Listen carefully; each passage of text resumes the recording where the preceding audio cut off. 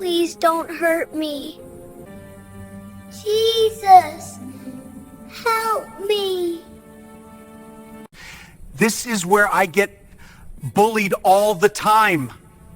I want to tell you what happened to me when I was 10 years old, because I promised myself that when I got older, when I found the words, when my hand stopped shaking long enough to write it all down, I would share the story with anyone who needed to hear it. I promised myself I would never let anyone feel as alone as I felt in that closet, never let anyone believe the darkness was all there was, never let anyone forget that even in the deepest silence, someone is listening.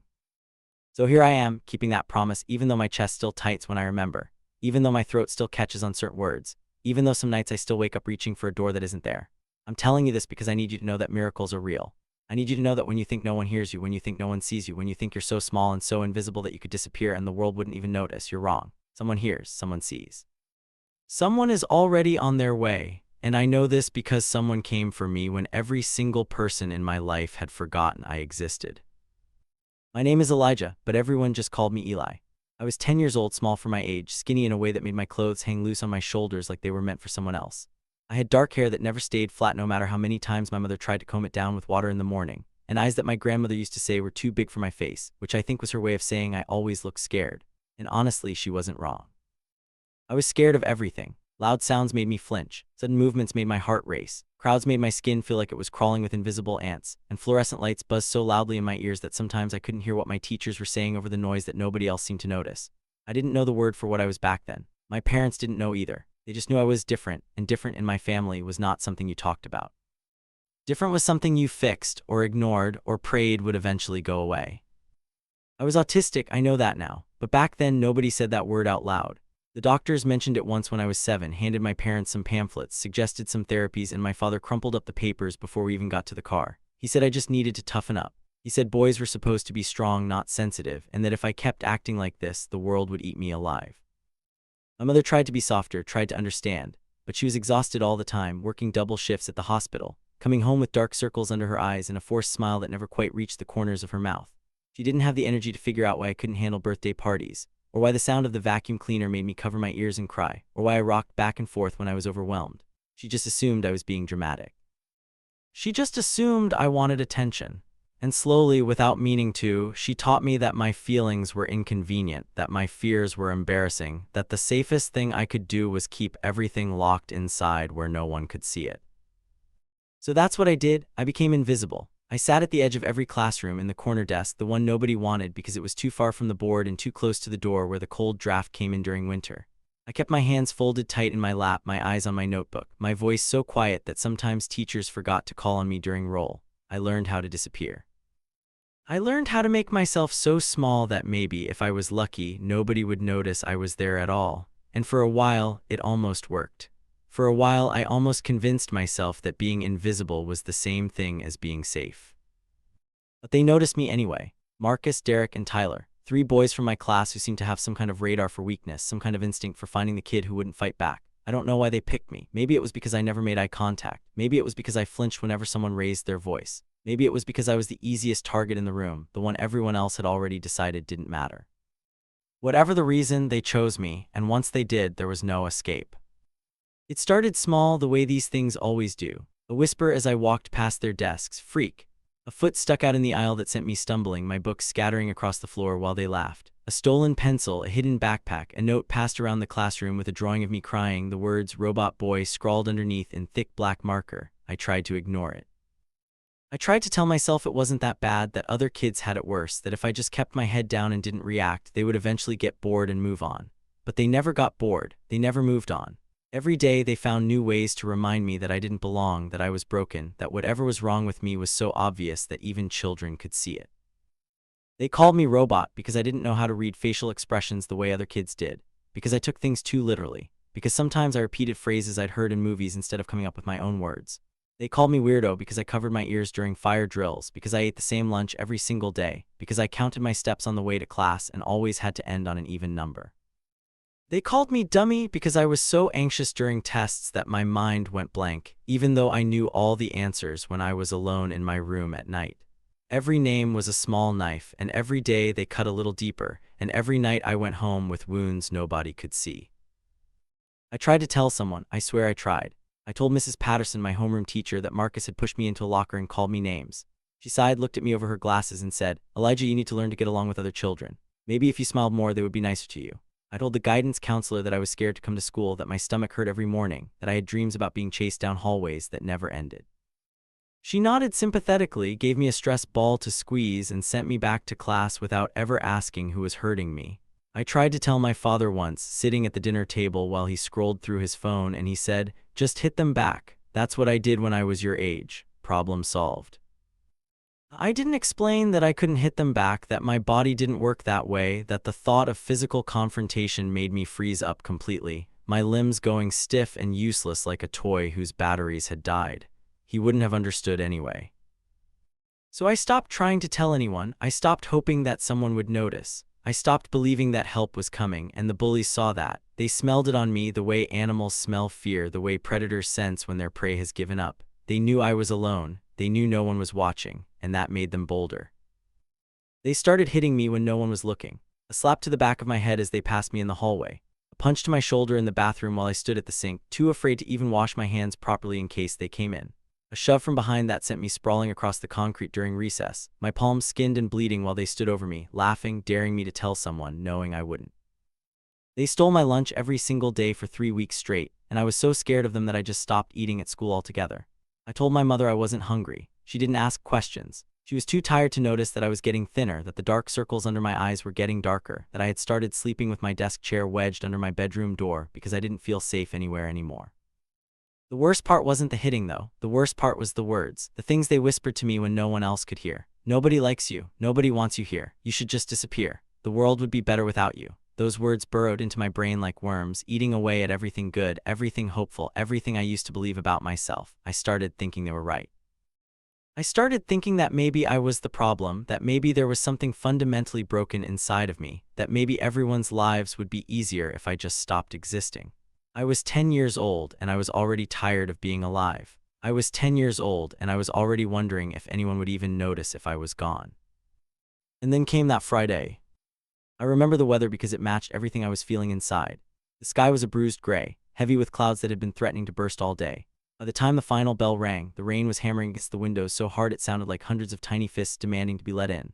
The hallways filled with the chaos of kids rushing for the exits, excited for the weekend, laughing and shouting and pushing past each other in that careless way that always made my skin crawl. I hung back, waiting for the crowds to thin, clutching my backpack straps so tightly my knuckles turned white. I just needed to get to the bus. I just needed to make it home. One more day, one more weekend to recover before I had to come back and do it all over again. Mrs. Patterson had stepped out of the classroom to make copies. She did this every Friday, leaving us unsupervised for 10 or 15 minutes while she chatted with the other teachers in the copy room. Usually I used that time to pack my things slowly, to avoid the rush, to give myself a few extra moments of quiet before facing the world outside. But this time when I looked up from my desk, I saw them standing in the doorway, Marcus, Derek, Tyler, and they were smiling. My heart stopped, my mouth went dry. I knew that smile. I had seen it 100 times before, and it never meant anything good. Marcus walked toward me slowly, casually, like he had all the time in the world. "Where do you think you're going, robot boy?" I couldn't answer. My voice was stuck somewhere deep in my chest, buried under layers of fear. Derek grabbed my backpack off my shoulder and threw it across the room. It hit the wall with a thud and slid to the floor, all my carefully organized notebooks spilling out onto the dirty tiles. I wanted to scream. I wanted to run, but my legs wouldn't move. They never moved when I needed them to. Tyler laughed. "He's doing that freeze thing again. Look at him. He's like a broken toy." Marcus leaned in close, so close I could smell the artificial fruit punch on his breath. "We have a surprise for you, freak. A special little game. You're going to love it." I didn't see where they were taking me. My vision had gone blurry around the edges, the way it always did when panic started to take over. I felt hands on my arms, shoving me forward, and I stumbled, tripping over my own feet, barely catching myself on the wall. The hallway was emptying fast. The last stragglers were disappearing around corners, too absorbed in their own lives to notice 3 boys dragging another toward the supply closet at the end of the hall.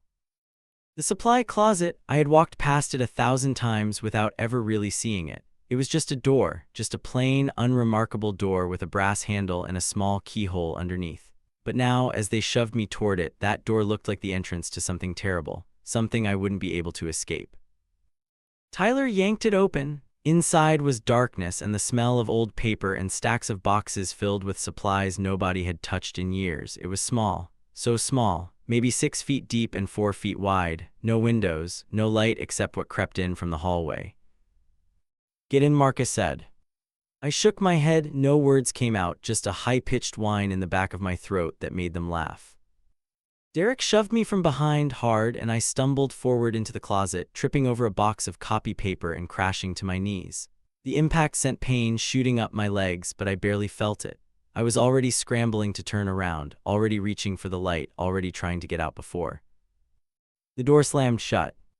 The darkness was instant and absolute. I couldn't see my own hands in front of my face. I couldn't see the walls, the boxes, the ceiling. I couldn't see anything except the thin strip of light under the door, and even that seemed impossibly far away.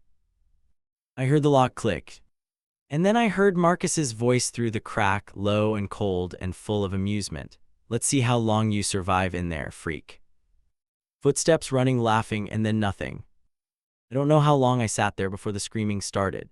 Maybe seconds, maybe minutes. Time didn't work the same way in the dark. It stretched and twisted and folded in on itself until I couldn't tell if I had been in that closet for 5 minutes or 5 hours. All I knew was the fear. The fear was everything. It filled the small space completely, pressing against me from all sides, making it hard to breathe, hard to think, hard to do anything except shake. I screamed until my voice cracked. I pounded on the door until my fists ached. I kicked and scratched and threw myself against the wood with every ounce of strength in my small body, and nothing happened. The door didn't move. The lock didn't give.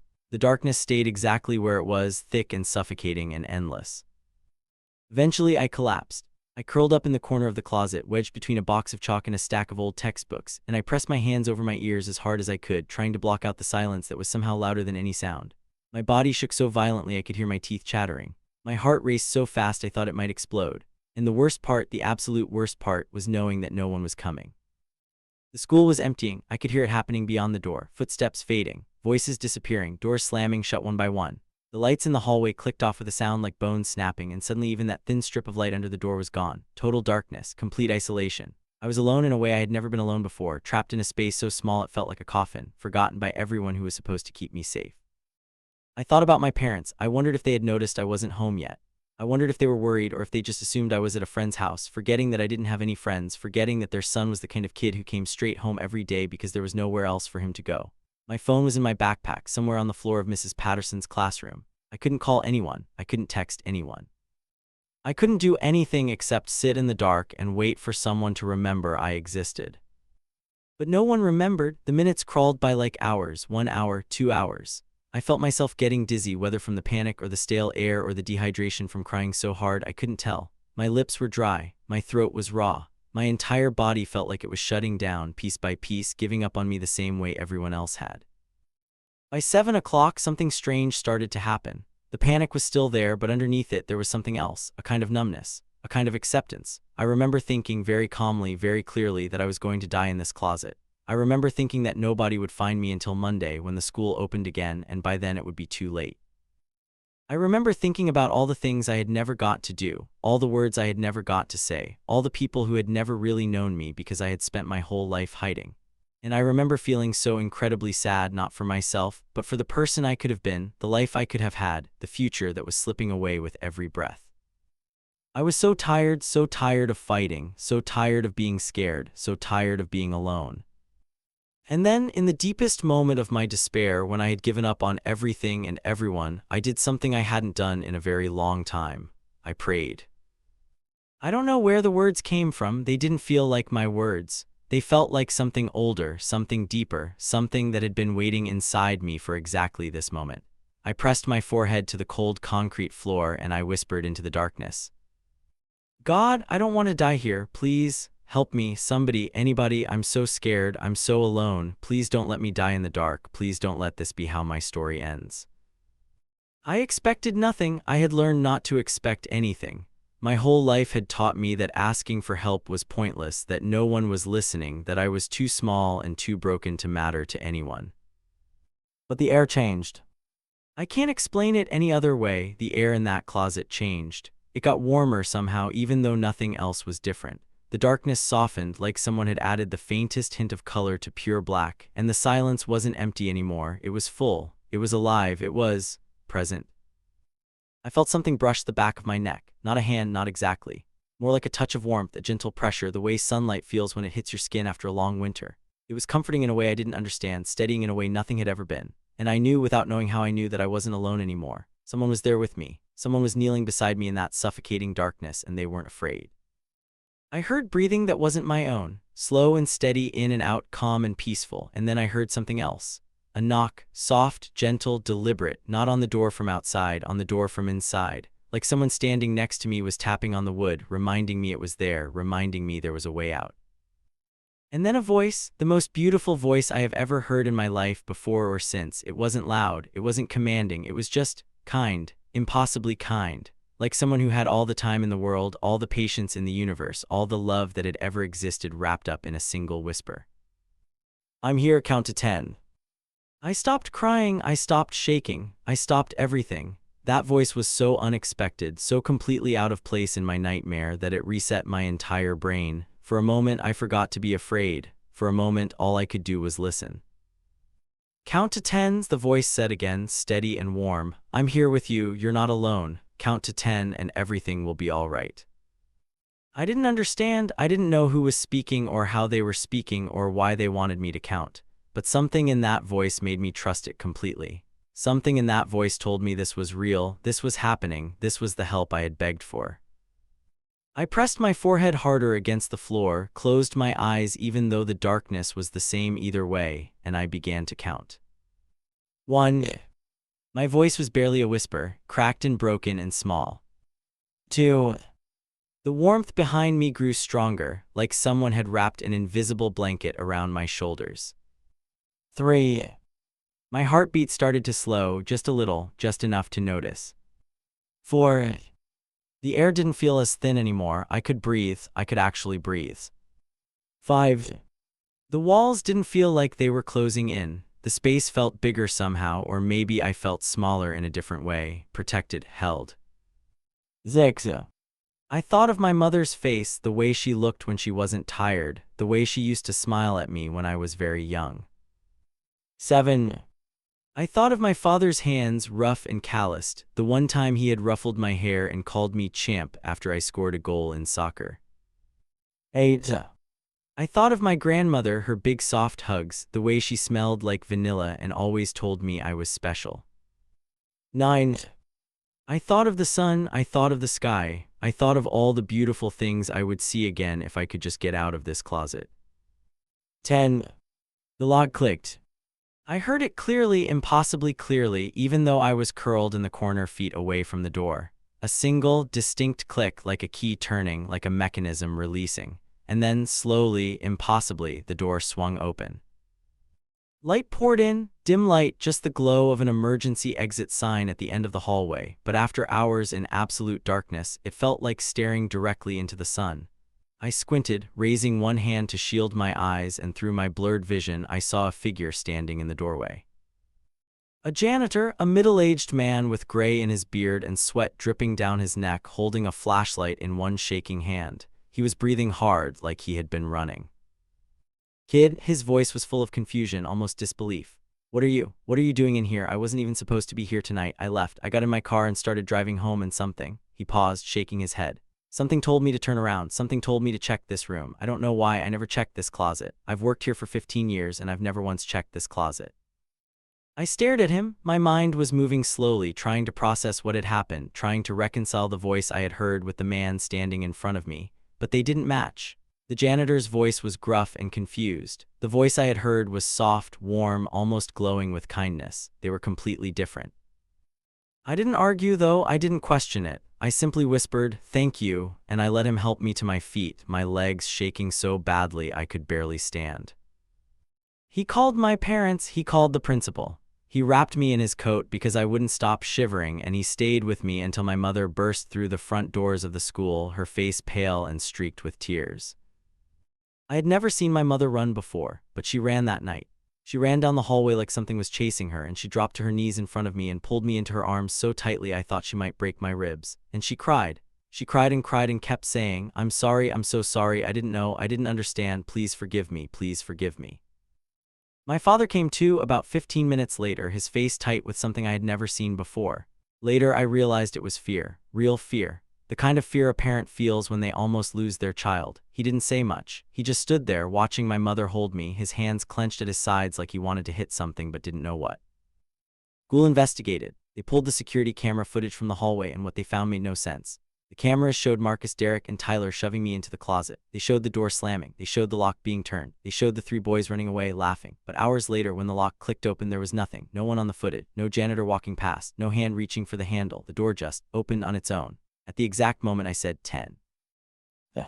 The principal didn't know what to make of it. The janitor didn't know what to make of it. Nobody knew what to make of it. They called it a malfunction and moved on because that was easier than trying to explain the inexplicable. But I knew what had happened. I knew what I had felt. I knew whose voice had spoken to me in the darkness. The bullies were caught. For the first time in my life, adults actually listened when I told them the truth. Maybe it was because of the security footage. Maybe it was because of how serious the situation was. Maybe it was because my mother stood in the principal's office with fire in her eyes and demanded justice for her son. Whatever the reason, Marcus, Derek, and Tyler were suspended. Their parents were called in. I wasn't there for the meeting with the parents, but my mother told me about it later. She said Marcus's father broke down crying in the middle of the principal's office, covering his face with his hands, saying over and over again, "I didn't raise him to be like this. I didn't know. Oh God, I didn't know." She said Derek's mother looked like she had been slapped, sitting rigid in her chair, unable to speak. She said Tyler's parents threatened to sue the school, tried to defend their son, until the principal played the security footage and showed them exactly what their child had done. I don't know what happened to those boys after that. They moved to different schools, I think, or maybe they were just kept away from me. I never saw them again, and honestly, I didn't want to. I didn't want revenge. I didn't want to see them punished. I just wanted to be left alone. I just wanted to feel safe. And slowly, incredibly slowly, I started to feel safe again. My parents changed after that night. Not immediately, not perfectly, but genuinely. They finally took me to see a specialist, someone who understood autism, someone who could explain why I was the way I was. When the diagnosis came, my mother cried again, not out of sadness, but out of guilt. She said she was sorry for every time she had told me to toughen up. She said she was sorry for every time she had dismissed my fears. She said she didn't know, she just didn't know, and if she could go back and do it differently, she would. My father had a harder time with it. He didn't like the word autism. He didn't like the idea that there was something wrong with his son. But one night, about a month after the closet incident, he came into my room and sat on the edge of my bed, and he said something I will never forget. "I don't understand everything about you, Eli. I probably never will, but I love you, and I'm going to try harder. I'm going to do better. That's a promise." It wasn't much, it wasn't a complete transformation, but it was something. It was a start, and for the first time in my life, I believed that maybe, just maybe, things could get better.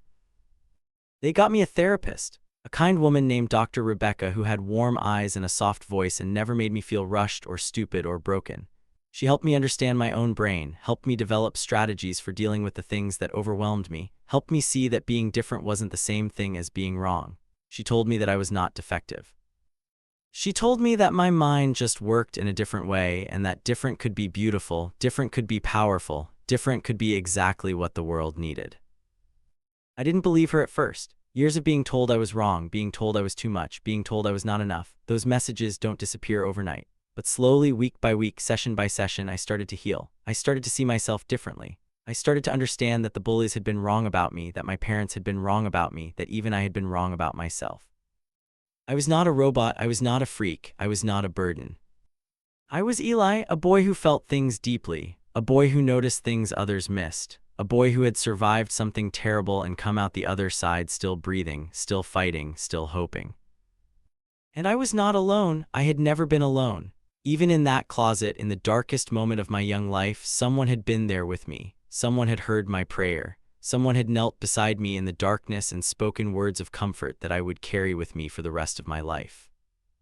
I never told anyone about the voice, not my parents, not my therapist, not anyone.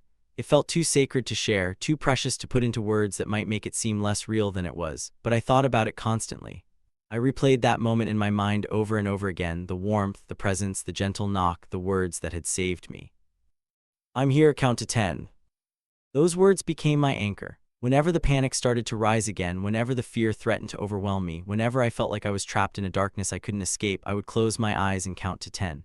And every time, without fail, the panic would loosen. The fear would fade. The darkness would lift. It wasn't magic. It wasn't a cure, but it was enough. It was always enough. Years passed, I grew up. The scars from that time in my life faded, though they never disappeared completely. Some nights I still dreamed about that closet, about the darkness pressing in, about the feeling of being forgot. But I also dreamed about the voice. I dreamed about the warmth. I dreamed about the door swinging open and light flooding in, and I always woke up from those dreams feeling peaceful in a way I couldn't explain. I went to middle school, then high school, then college. I made friends, real friends, people who understood me, people who loved me for exactly who I was. I found my passion in writing and telling stories and putting words on a page that might help someone else feel less alone. I graduated with honors. I got a job. I built a life that 10-year-old me never could have imagined. And through it all, I carried those words with me. I'm here, count to 10. I said them to myself on the first day of 6th grade when I stood in the hallway of a new school and felt the old fear rising in my chest.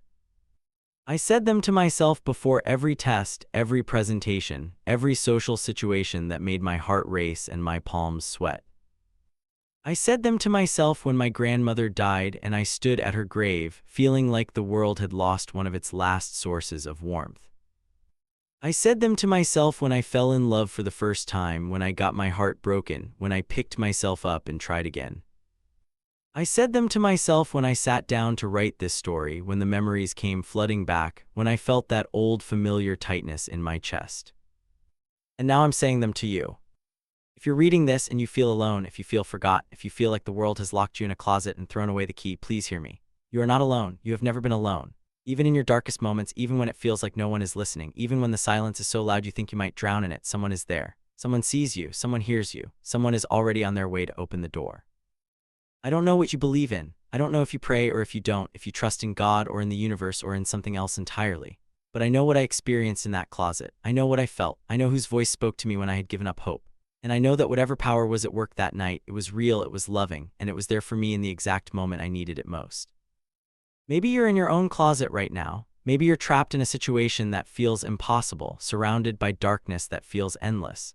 Maybe you've tried screaming for help and no one seems to hear you. Maybe you've started to believe the lies, the ones that say you're worthless, the ones that say nobody cares, the ones that say the world would be better without you.